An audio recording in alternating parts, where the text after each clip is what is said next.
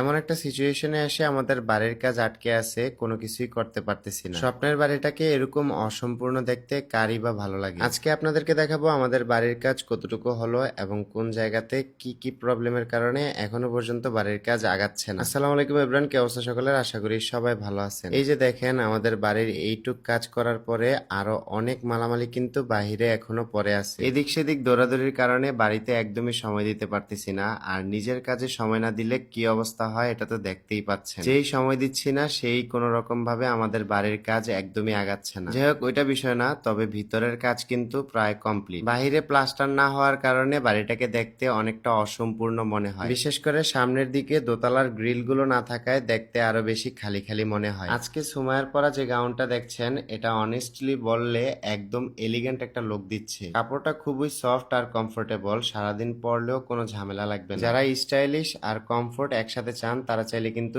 এই গাউনটি নিতে পারেন। এই গাউনটি আপনারা পেয়ে যাবেন সূচনা সয়ার হাউস ফেসবুক পেজে। পেজটা আমার এই ভিডিওর ক্যাপশনে মেনশন করা থাকবে। সাইফানকে তার এই সাইকেলটা আমি গত বছর তার বার্থডেতে গিফট করছিলাম, কিন্তু তখন সে ছোট থাকার কারণে চালাতে পারতো না। এখন অবশ্য সে নিজে নিজেই এই সাইকেলটা চালাতে পারে। প্রতিদিনই সে সময় করে বাহিরে বের হয় খেলাধুলা করার জন্য, এন্ড খেলা শেষে নিজ দায়িত্বে আবার সাইকেল নিয়ে ভিতরে চলে আসে। ভিতরে এত বড় জায়গা থাকতেও সে ভিতরে খেলবে না, সে খেলার জন্য বাহিরে যাবে। একবার বাহিরে গেলে সে আর ভিতরেই আসতে চায় না, অনেক কষ্টে জোর করে ভিতরে নিয়ে আসতে হয়। দ্বিতীয় তলায় কিন্তু প্লাস্টার বাদে প্রায় সব কাজই শেষ। এর ফাঁকি দিয়ে চলুন আমরা এই স্লিমিং হার্বাল টিটা সম্পর্কে একটু জেনে নিই। ওজন কমানোর জন্য অনেক কিছুই ট্রাই করার পর এই স্লিমিং হার্বাল টিটা আমার কাছে বেশ ভালো লেগেছে। সবচেয়ে ভালো দিক হলো এটা ন্যাচারাল ইনগ্রেডিয়েন্ট দিয়ে তৈরি, তাই খেতে বেশ কমফোর্টেবল। ব্যস্ত লাইফ স্টাইলে যদি আপনারা চান উইদাউট এক্সারসাইজ আপনাদের ওজন কমাবেন, তাহলে এই স্লিমিং হার্বাল টিটা খেতে পারেন। এটা আমি নিয়েছি beauty by Lim Facebook page থেকে। পেজটা আমার এই ভিডিওর ডেসক্রিপশনে মেনশন করা থাকবে, তাই দেরি না করে এখনই অর্ডার করে ফেলুন। নিচতলায় আমি এই ফ্রেমগুলো লাগিয়েছি প্রায় 7,000 টাকা দিয়ে, কিন্তু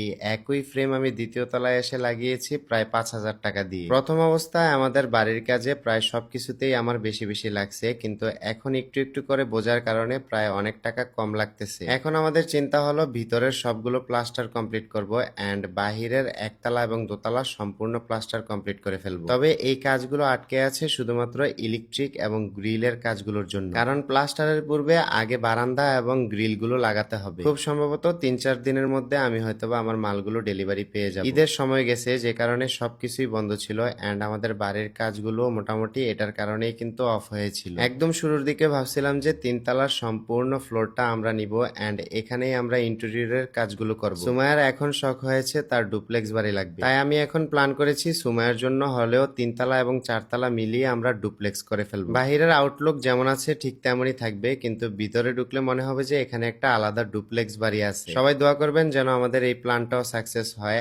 এন্ড আজকের ভিডিওটা এই পর্যন্তই। সবাই ভালো থাকবেন, সুস্থ থাকবেন। দেখা হচ্ছে নেক্সট কোনো ব্লগে। আল্লাহ হাফেজ।